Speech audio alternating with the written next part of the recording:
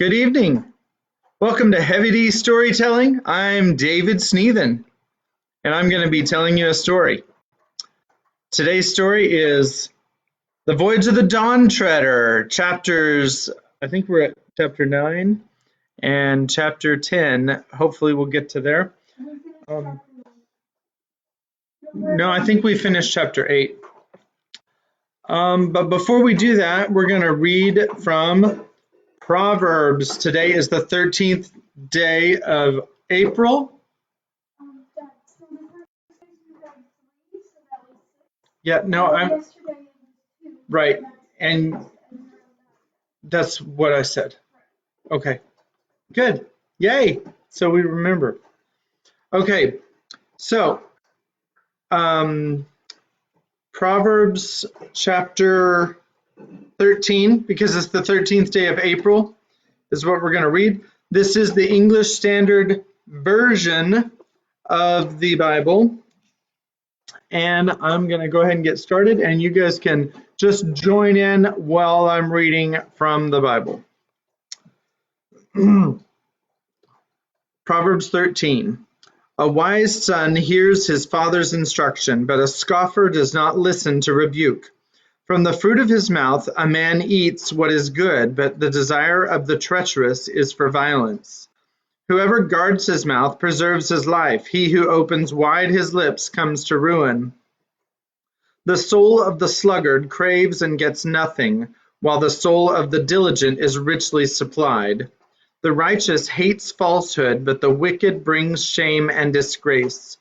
Righteousness guards him whose way is blameless, but sin overthrows the wicked. One pretends to be rich, yet has nothing. Another pretends to be poor, yet has great wealth. The ransom of a man's life is his wealth, but a poor man hears no threat. The light of the righteous rejoices, but the lamp of the wicked will be put out. By insolence comes nothing but strife, but with those who take advice is wisdom. Wealth is gained hastily. Wealth gained hastily will dwindle, but whoever gathers little by little will increase it. Hope deferred makes the heart sick, but a desire fulfilled is a tree of life. Whoever despises the word brings destruction on himself, but he who reveres the commandment will be rewarded. The teaching of the wise is a fountain of life, that one may turn away from the snares of death. Good sense wins favor, but the way of the treacherous is their ruin. Every prudent man acts with knowledge, but a fool flaunts his folly. A wicked messenger falls into trouble, but a faithful envoy brings healing. Poverty and disgrace come to him who ignores instruction. I lost my place. Poverty and disgrace come to him who ignores instruction, but whoever heeds reproof is honored. A desire fulfilled is sweet to the soul, but to turn away from evil is an abomination to fools. Whoever walks with the wise becomes wise, but the companion of fools will suffer harm. Disaster pursues sinners, but the righteous are rewarded with good. A good man leaves an inheritance to his children's children, but the sinner's wealth is laid up for the righteous. The fallow ground of the poor would yield much food, but it is swept away through injustice. Whoever spares the rod hates his son, but he who loves him is diligent to discipline him. The righteous has enough to satisfy his appetite, but the belly of the wicked suffers want. So that is Proverbs chapter 13. Again, this is the English Standard Version of the Bible. And we are going to move on in just a minute. Hello, Rebecca. We see you. Yay, you found us. I forgot to put the title on this, so I don't know I'm sorry if that made it more difficult for you to find. At this point, however, before we start with Voyage of the Dawn Treader, Chapter 9, Kimberly is going to give us a synopsis and tell us where we are in the story. Rebecca, if you want to invite your friends, then go ahead, start a watch party, whatever's going to go on, so that we get more viewers. But otherwise, if it's just you, that's fine too. Hello everybody, how are you doing? So, in the last few chapters, Eustace, who got turned into a dragon, got unturned into a dragon, finding out how utterly rude and just plain out bad he was to everybody. And how he was treating everybody was all wrong and everything, so he got unturned into a dragon by, he got turned back into a human by Aslan, who, like, first he was, like, scratching off his scales, and, like, he was trying to, like, you know how snakes shed their skins every now and then? He was, like, trying to do that, and Aslan did it again, except deeper. And then when he looked at himself again, he was a human again. And so, then they went off on the Dawn Treader, and on their way to they found this one island, and they found like little ruins and stuff, like a little ship that Reepicheep took as his own, that would have been the size for a dwarf or a small kid. So Reepicheep was like, "Oh hey, look, it's big enough for me, yay!" And then after that, they were going to this other island, and before they spotted it, there was this giant sea snake. And the snake, it tried it and tried to snap it. And they were able to get out of that, and they got to the next island, which they found. They saw two water sources, and they went to one, I forget which one, but it was a safe one, and they drank from that one. And then when they decided to go over and look at the other, so they found this gold statue in it. So they tried to take it out of the water, so they put their spear in the water, and then they had to let go of it because the spear was so heavy. And when they looked at it again, the spear looked like it was yellow, like the statue, which was made of gold. Sorry, I forgot to mention it was gold. But so they looked at the statue, and so they looked at the sphere too, and it looked like it was made of gold. Then Peter, whose boots seemed really heavy, looked down and told everybody to go away from the water because the toes of his boots had turned into gold. And what they call that? Deathwater Island. Deathwater Island. What happened was they were all like fighting over who would have rights to the island because it would make whoever owned it the richest person alive. And then they left the island, right? No, Aslan had to like wipe their memories because they were all fighting at each other over who would own the water. And so then they decided to go away, and the only thing that the sailors could get out of them about the island was that they found the third of Caspian's father's friends. And someone made a remark like something like, "If we keep at this, we'll be home by summer, or by the end of summer," or something like that. And I remember the first word to this chapter. The first word's "and." Okay, perfect. All right. I do see that we've got two additional people that have joined us. So I don't know who they are, but if you just make a comment down there, then we know who you are. That'll be great. If you don't, that's okay too. You are welcome to join us. We are going to start with Chapter 9, The Voyage of the Dawn Treader. I do have the first two videos of this book up on YouTube now, so you can watch it there. Hi, Katie. And you can watch it at YouTube, and I think the third one isn't up yet, so I'll probably try to upload that tonight after we're done reading. And without further ado, we're going to read Chapter 9, The Island of the Voices. And now the winds which had so long been from the northwest began to blow from the west itself, and every morning the sun rose out of the sea. The curved prow of the Dawn Treader stood up right across the middle of the sun. Some thought that the sun looked larger than it looked from Narnia, but others disagreed, and they sailed and sailed before a gentle yet steady breeze, and saw neither fish nor gull nor ship nor shore. And stores began to get low again, and it crept into their hearts that perhaps they might have to come to a sea which went on forever.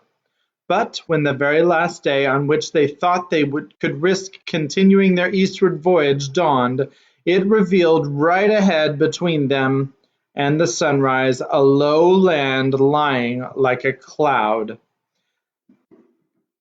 Who remembers how far they could go without having to turn around? 16. Kimmy? 21 It was 28 days, and they had a fortnight before they had to turn around. That is what they said in the previous. 16 days, right? Yeah, I think the one time they went 16 days, and they were like, I don't know if we're going to make it if we turn around. Okay, and they sailed. I already read that. Stores began to get low. I already read that. But when the very last day, I already read that. They made harbor in a wide bay about the middle of the afternoon and landed. It was a very different country from any they had yet seen, for when they had crossed the sandy beach, they found all silent and empty as if it were an uninhabited land. But before them there were level lawns in which the grass was as smooth and short as it used to be in the grounds of a great English house where 10 gardeners were kept. The trees, of which there were many, all stood well apart from one another, and there were no broken branches and no leaves lying on the ground. Pigeons sometimes cooed, but there was no other noise. Presently they came to a long, straight, sanded path with not a weed growing on it, and trees on either hand. Far off at the other end of this avenue they now caught sight of a house, very long and gray and quiet-looking in the afternoon sun. Almost as soon as they entered this path, Lucy noticed that she had a little stone in her shoe. In that unknown place it might have been wiser for her to ask the others to wait while she took it out, but she didn't. She just dropped quietly behind and sat down to take off her shoe. Her lace had got into a knot. Before she had undone the knot, the others were a fair distance ahead, but by the time she had got the stone out and was putting the shoe on again, she could no longer hear them. But almost at once she heard something else. It was not coming from the direction of the house. What she heard was a thumping. It sounded as if dozens of strong workmen were hitting the ground as hard as they could with great wooden mallets, and it was very quickly coming nearer. She was already sitting with her back to a tree, and as the tree was not one she could climb, there was really nothing to do but to sit dead still and press herself against the tree and hope she wouldn't be seen. Thump, thump, thump. And whatever it was must be very close now, for she could feel the ground shaking, but she could see nothing. She thought the thing or things must be just behind her, but then there came a thump on the path right in front of her. She knew it was on the path not only by the sound, but because she saw the sand scatter as if it had been struck a heavy blow. But she could see nothing that had struck it. Then all the thumping noises drew together about 20 feet away from her and suddenly ceased. Then came the voice. It was really very dreadful because she could still see nobody at all. The whole of that park-like country still looked as quiet and empty as it had looked when they first landed. Nevertheless, only a few feet away from her a voice spoke, and what it said was, "Mates, now's our chance." Instantly a whole chorus of other voices replied, hear him, now's our chance," he said. "Well done, Chief, you never said a truer word." "What I say," continued the first voice, "is get down to the shore between them and their boat, and let every mother's son look to his weapons. Catch 'em when they try to put to sea." "Ay, that's the way," shouted all the other voices. "You never made a better plan, Chief." "Keep it up, Chief. You couldn't have made a better plan than that." "Lively then, mates, lively," said the first voice. "Off we go." "Right again, Chief," said the others. Couldn't have a better order. Just what we were going to say ourselves. Off we go." Immediately the thumping began again. Thump, thump, thump. Loud at first, but soon fainter and fainter, till it died out in the direction of the sea. Lucy knew there was no time to sit puzzling as to what these invisible creatures might be. As soon as the thumping noise had died away, she got up and ran along the path after the others as quickly as her legs would carry her. They must at all costs be warned. While this had been happening, the others had reached the house. It was a low building, only 2 stories high, made of a beautiful mellow stone, many windowed and partially covered with ivy. Everything was so still that Eustace said, "I think it's empty," but Caspian silently pointed to the column of smoke which rose from the chimney. They found a wide gateway open and passed through it into a paved courtyard, and it was here that they had their first indication that there was something odd about this island. In the middle of the courtyard stood a pump, and beneath the pump a bucket. There was nothing odd about that, but the pump handle was moving up and down, though there seemed to be no one moving it. "There's some magic at work here," said Caspian. "Machinery," said Eustace. "I do believe we've come to a civilized country at last." At that moment Lucy, hot and breathless, rushed into the courtyard behind them. In a low voice she tried to make them understand what she had overheard. And when they had partly understood it, even the bravest of them did not look very happy. "Invisible enemies," muttered Caspian, "and cutting us off from the boat. This is a very ugly furrow to plough. Sorry. You've no idea what sort of creatures they are, Lou?" asked Edmund. "How can I, Ed, when I couldn't see them? Did they sound like humans from their footsteps?" "I didn't hear any noise of feet, only voices and this frightful thudding and thumping like a mallet." "I wonder," said Reepicheep, "do they become visible when you drive a sword into them?" "It looks as if we shall have to find out," said Caspian, "but let's get off of this gateway. There's one of these gentry at the pump listening to all we say." They came out and went back on to the path where the trees might possibly make them less conspicuous. Now that's not that it's any good, really," said Eustace, "trying to hide from people you can't see. They may be all round us." "Now, Drenian," said Caspian, "how would it be if we gave up the boat for lost, went down to another part of the bay, and signalled to the Dawn Treader to stand in and take us aboard?" "Not depth for her, sire," said Drenian. "We could swim," said Lucy. "Your Majesty's all," said Reepicheep, "hear me. It is folly to think of avoiding an invisible enemy by any amount of creeping and skulking. If these creatures mean to bring us to battle, be sure they will succeed, and whatever comes of it, I'd sooner meet them face to face than be caught by the tail." I really think Reep is right on this one, said Edmund. Surely, said Lucy, if Rince and the others on the Dawn Treader see us fighting on the shore, they'll be able to do something. But they won't see us fighting if they can't see any enemy, said Eustace miserably. They'll think we're just swinging our swords in the air for fun. There was an uncomfortable pause.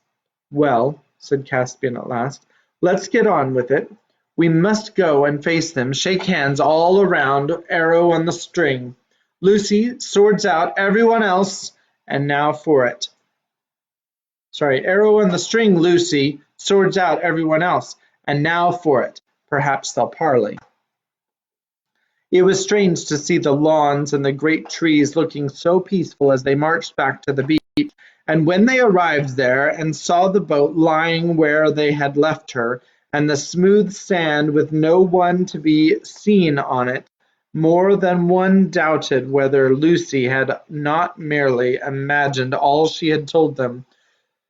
But before they reached the sand, a voice spoke out of the air. "No further, masters, no further now," it said. "We've got to talk with you first. There's 50 of us, and more here with weapons in our fists." Hear him, came the chorus. "That's our chief. You can depend on what he says. He's telling you the truth, he is." "I do not see 50 warriors," observed Reepicheep. That's right, said the chief voice. "You don't see us, and why not? Because we're invisible." "Keep it up, chief, keep it up," said the other voices. "You're talking like a book. They couldn't ask for a better answer than that." "Be quiet, Reep," said Caspian, and they nodded in a louder voice. "You invisible people, what do you want with us? And what have we done to earn your enmity?" "We want something that little girl can do for us," said the chief voice. The others explained that this was just what they would have said themselves. "Little girl," said Reepicheep, "the lady is a queen." "We don't know about queens," said the chief voice.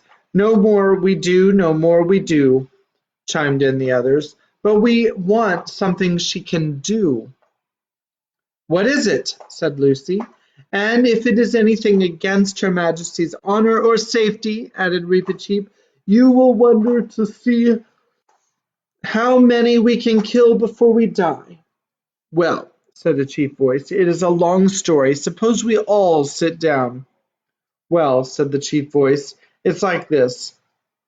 This island has been the property of a great magician, time out of mind, and we all are, or perhaps, in a manner of speaking, I might say we were his servants.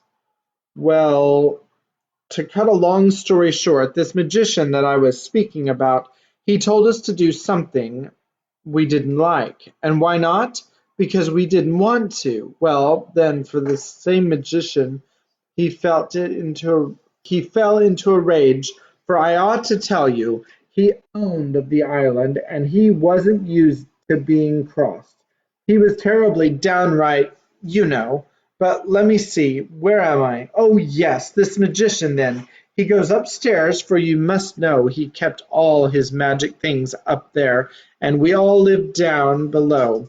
I say, he goes upstairs and puts a spell on us, an an uglifying spell. If you saw us now, which in my opinion you may thank your stars you can't, you wouldn't believe what we looked like before we were uglified. You wouldn't really. So there we all were, so ugly we couldn't bear to look at one another. So then what did we do? Well, I'll tell you what we did. We waited till we thought the same magician would be asleep in the afternoon, and we crept upstairs and went to his magic book, as bold as brass, to see if we could do anything about this uglification. But we were all of a sweat and a tremble, so I won't deceive you. But believe me or believe me not, I do assure you that we couldn't find anything in the way of a spell for taking off the ugliness. And what with time getting on and being afraid that the old gentleman might wake up any minute, I was all of a muck sweat. So I won't deceive you. Well, to cut a long story short, whether we did right or whether we did wrong, in the end we see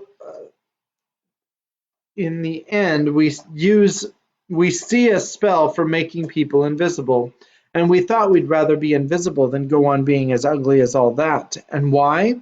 Because we'd like it better. So my little girl, who joins about your little girl's age, and a sweet child she was before she was uglified, though now, but least said soonest mended. I say, my little girl, she says the spell, for it's got to be a little girl, or else the magician himself, if you see my meaning, for otherwise it won't work.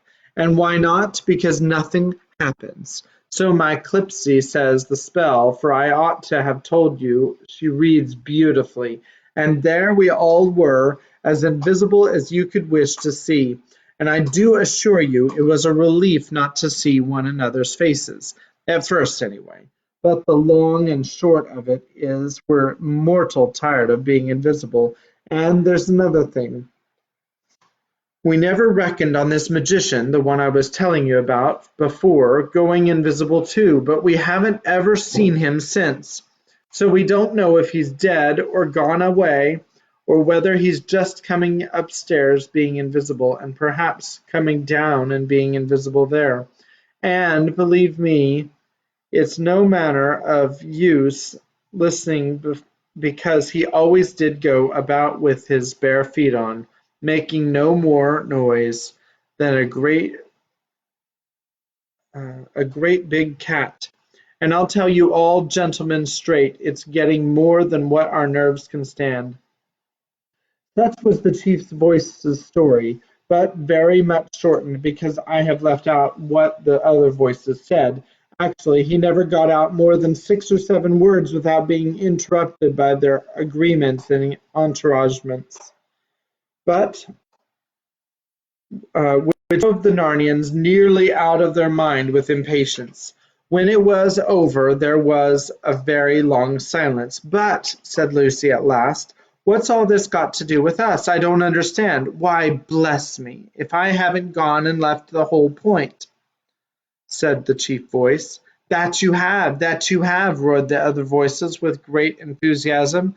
"No one couldn't have left it out cleaner and better. Keep it up, chief, keep it up." "Well, I needn't go over the whole story again," began the chief voice. "No, certainly not," said Caspian and Edmund. "Well then, to put it in a nutshell," said the chief voice, "we've been waiting for ever so long for a nice little girl from the foreign parts, like it might be you, missy, that would go upstairs and go up to the magic book and find the spell that takes off the invisibleness and say it. And we all swore that the first strangers as landed on the island, having a nice little girl with them, I mean, for if they hadn't, it'd be another matter, we wouldn't let them go away alive unless they'd done the needful for us. And that's why, gentlemen, if your little girl doesn't come up to scratch, it will be our painful duty to cut all your throats. Merely in the way of business, as you might say, and no offence, I hope." "I don't see your weapons," said Reepicheep. "Are they invisible too?" The words were scarcely out of his mouth before they had heard a whizzing sound, and next moment a spear had struck quivering in one of the trees behind them. "That's a spear, that is," said the chief voice. That it is," said the others. "You couldn't have put it better." "And it came from my hand," said the chief voice, continuing. "They get visible when they leave us."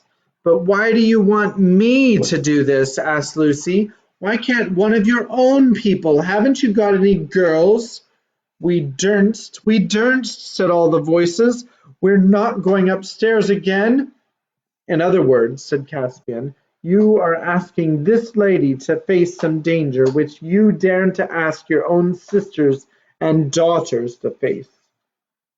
That's right, said the voices cheerfully. "You couldn't have said it better. Eh, you've had some education, you have. Anyone sees that?" "Well, of all the outrageous—" began Edmund, but Lucy interrupted. "Would I have to go upstairs at night, or would it do in daylight?" "Oh, daylight, daylight, to be sure," said the chief voice. "Not at night. No one's asking you to do that. Go upstairs in the dark." "Ugh! All right, then, I'll do it," said Lucy. "No," she said, turning to the others, "don't try to stop me. Can't you see it's no use? There are dozens of them there. We can't fight them, and the other way there is a chance." "But a magician," said Caspian. "I know," said Lucy, "but he mayn't be as bad as they make out. Don't you get the idea that these people are not very brave?" "They're certainly not very clever," said Eustace. "Look here, Lou," said Edmund, "we really can't let you do a thing like this. Ask Reep. I'm sure he'll say just the same." "But it's to save my own life as well as yours," said Lucy.